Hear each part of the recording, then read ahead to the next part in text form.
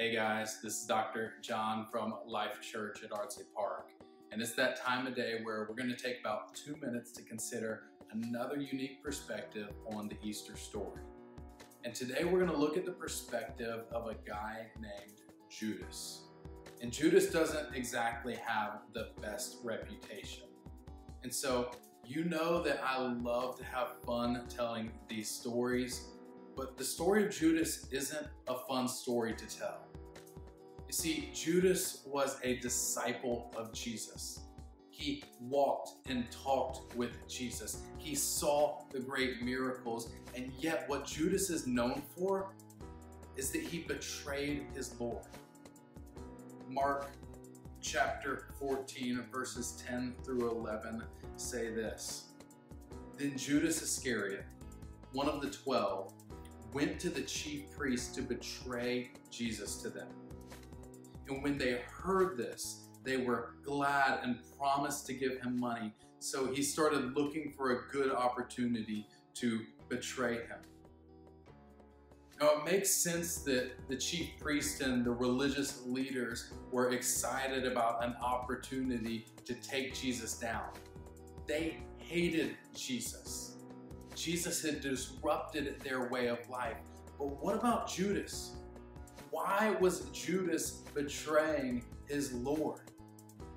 And while we aren't given a full understanding of all that Judas did, we do get a glimpse at what happened in Judas's life right before he decided to betray Jesus. See, right before this event in the book of Mark, we find the disciples together, and there's a woman who comes to anoint Jesus, pour perfume on his head.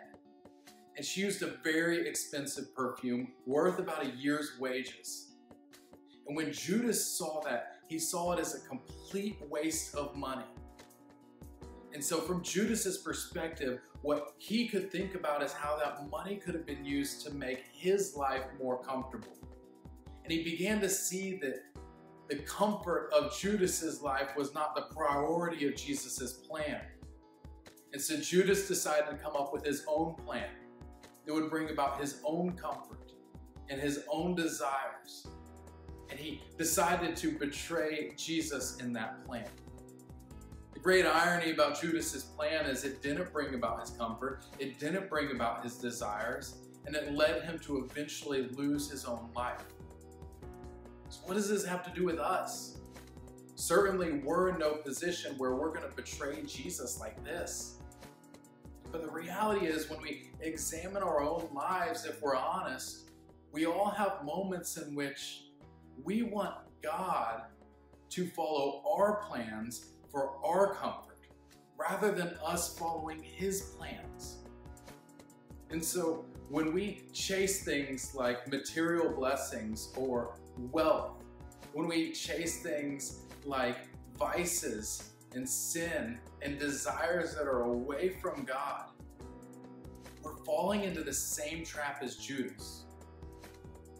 Now, thanks be to God that because of what Jesus does later that Easter week, He is good and He is faithful to forgive when we just turn to Him.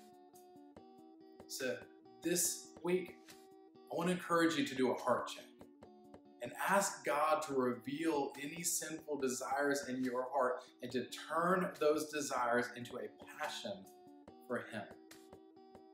I hope that this has been an encouraging time for you. As always, if it has, make sure you like this video, tag a friend, and share it on your Facebook. And I'll be back tomorrow with another Easter perspective.